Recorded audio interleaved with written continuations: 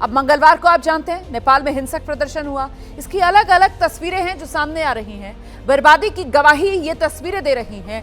वीरगंज, यहां पर उपद्रवियों ने एक टेलीकॉम सेंटर को आग के हवाले कर दिया था। आज यहां की सड़कों पर सन्नाटा पसरा हुआ है। कल यहां हिंसा हुई और अब आज सेना ने यहां मोर्चा संभाला हुआ है। एबीपी न्यूज संवाददाता निधि श्री की एक ग्राउंड रिपोर्ट वीरगंज से आपको दिखाते हैं। तो पीएम के इस्तीफे के बाद और हिंसक प्रदर्शन के बाद किस तरह दिख रहा है नेपाल का वीरगंज शहर।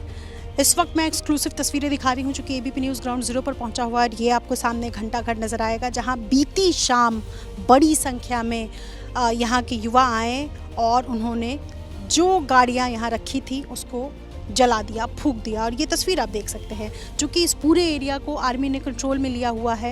यहाँ पर आपको आर्म्ड पुलिस फोर्स नज़र आ रही होगी, नेपाल की एपीएफ। लेकिन इन सब के बीच किस तरीके से अभी भी धुआं जो है वो आप महसूस कर सकते हैं इस इलाके में। लेकिन इस पूरे एरिया में ये सबसे इम्पॉर्टेंट इलाका है घंटाघर इलाका नेपाल के वीरगंज का। और इस वक्त पुलिस लगातार, आर्मी मार्च कर रही है इस इलाके में। और ये एक तस्वीर आपको मैं दिखा रही हूँ घंटाघर के सामने की। और ये देखिए किस तरीके से पूरे सड़क पर इस वक्त सन्नाटा पसरा हुआ है। ये जो पूरा रास्ता है मेन हाईवे का रास्ता है, इसमें आप यहाँ पर देख सकते हैं कि किस तरीके से सब कुछ बंद है क्योंकि यहाँ थोड़ी देर पहले तक आग की लपटें थी और रेड क्रॉस की टीम यहाँ पर पहुँची हुई है रेस्क्यू करने के लिए, साफ़ सफाई करने के लिए। लेकिन ये तस्वीर बहुत कुछ बताती है कि बीती शाम जिस तरीके से यहाँ पर लोगों ने देखा हिंसक प्रदर्शन, उसके बाद चौक पर, अच्छा न सिर्फ इस जगह पर, अगर मैं आपको वहाँ की तस्वीर दिखा सकूँ तो वहाँ पर भी आप देख सकते हैं कि जो गाड़ियाँ रखी थी उसको भी फूंक दिया यहाँ लोगों ने।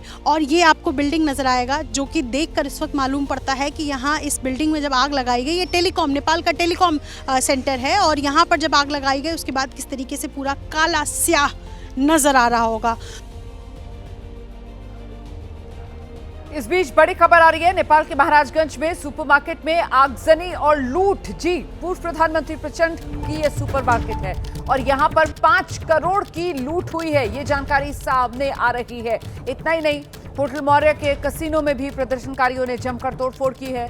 होटल मौर्य के कसिनो से 33 लाख रुपए भी लूट लिए गए हैं।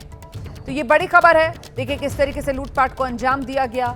ये जानकारी बीते कल से ही सामने आने लगी थी कि प्रदर्शनकारियों के निशाने पर सिर्फ और सिर्फ जो सरकारी इमारतें हैं, जो प्रधानमंत्री, अन्य मंत्री, राष्ट्रपति के आवास हैं, संसद भवन है, सुप्रीम कोर्ट की इमारत है, सिर्फ वही नहीं बल्कि जो प्रदर्शनकारी थे उनमें कई उत्पाती भी घुस गए थे और उन्होंने लूटपाट को भी जमकर अंजाम दिया है।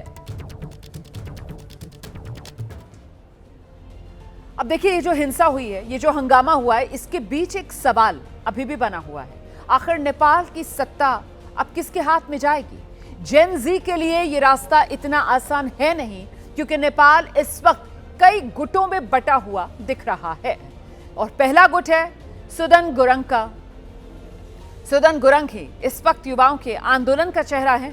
गुरंग की इस वक्त राष्ट्रपति के कार्यालय से बातचीत भी चल रही है। गुरंग का दावा है कि वो युवाओं के सभी गुटों से बात करेंगे और इसके बाद आगे का रास्ता वो चुनेंगे।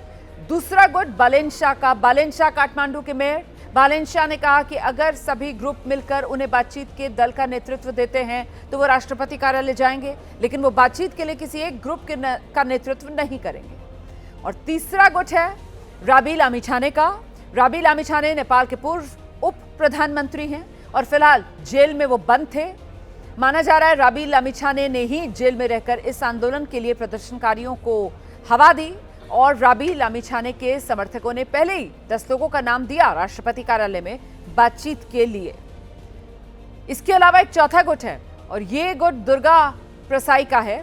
दुर्गा प्रसाई नेपाल में हिंदू राष्ट्र के समर्थक हैं। उन्हें राज परिवार का भी करीबी माना जाता है। एक और गुट है, इसे आप आखिरी गुट कह सकते हैं, ये खुद राजशाही समर्थक गुट है। राजशाही के समर्थकों का ये गुट पिछले कुछ समय से नेपाल में राजशाही के समर्थन की जो मांग कर रहा है, इसीलिए माना जा रहा है कि राजशाही के समर्थक भी सत्ता में अपनी भागीदारी तलाश सकते हैं।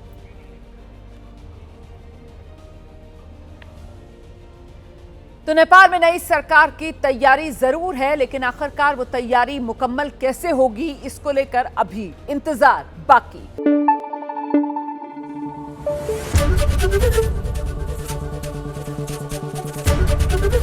एबीपी न्यूज आपको रखे आगे।